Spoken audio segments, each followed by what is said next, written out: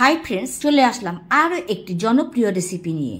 Mixing বলে ময়দা, নুন, চিনি আর ডালডা দিয়ে শুকনো উপকরণ খুব ভালো করে মিশিয়ে নিয়ে প্রথমেই ময়ান দিয়ে নিতে হবে। তোমরা চাইলে ডালডার পরিবর্তে সাদা তেল দিতে পারো বা ঘিও ব্যবহার করতে পারো। হাতে একটু মুঠো করে দেখে নেবে মুঠোটা হচ্ছে কিনা। মুঠো হয়ে গেলে জানবে খুব ভালো করে ময়ান দেওয়া হয়ে গেছে। এবার সামান্য পরিমাণে জল ছিটিয়ে ছিটিয়ে একটা ডো তৈরি করে নিতে হবে। ওপরে একটু সামান্য তেল মাখিয়ে এবারে ঢেকে রেখে দিতে হবে। এরপরে একটা ছোট বাটিতে করে সাদা তেল 3 চামচ আর কর্নফ্লাওয়ার 3 চামচ দিয়ে খুব ভালো করে একটা পেস্ট বানিয়ে নিতে হবে। বন্ধুরা, আমার রেসিপি তোমাদের কেমন লাগছে কমেন্টের মাধ্যমে জানাতে ভুলো না। 30 মিনিট পর ময়দা আর একটুখানি ঠেসে নিয়ে এবারে লেচি বানিয়ে নিতে হবে। তোমরা তোমাদের ইচ্ছে মতো সাইজ করতে পারো। আমি একটা মিডিয়াম সাইজ তৈরি করে নিলাম। এরপর লেচি নিয়ে বেলতে হবে। বন্ধুরা, ভালো করে বেলাটা দেখে নেবে। প্রথমেই গোল রুটি বেলে নিলাম। এরপরে পেস্ট বানিয়ে রেখেছিলাম, যেটা তেল এবং কর্নফ্লাওয়ারের পেস্ট, রুটির মধ্যে খুব ভালো করে মাখিয়ে নিতে হবে।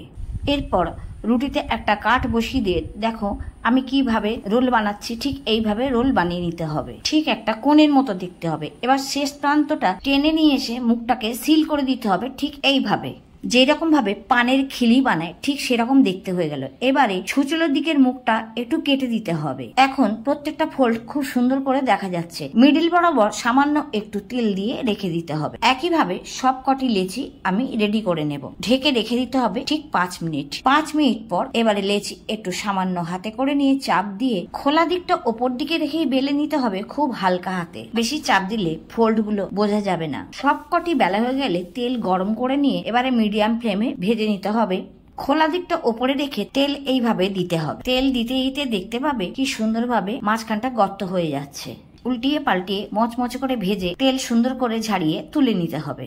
সব কটি পরোটা একই পদ্ধতিতে ভেজে নেব। বন্ধুরা, তোমরা এতক্ষণ বুঝতে পারলে কিনা কি বানাচ্ছি আমি। পিৎজা, বার্গার, রোল, চাউমিন তখন ছিল না, কিন্তু ছিল সিঙ্গাড়া, কচুরি, রাধাবল্লভীর পাশাপাশি ঢাকাই পরোটা। তখন দোকানে গেলেই দেখা যেত খুব বড় বড় ফোলা ফোলা বাক্স ভর্তি এই ঢাকাই পরোটা। আর ছোলার ডালের সাথে দুর্দান্ত লাগে খেতে। তাই জন্য ঢাকাই পরোটার ঠিক মাঝখানে ছোলার ডাল দিয়ে এইভাবে সার্ভ করা হতো। বন্ধুরা, তোমাদের সাথে পুরনো রেসিপি শেয়ার করতে করতে আমি নস্টালজিক হয়ে পড়ি।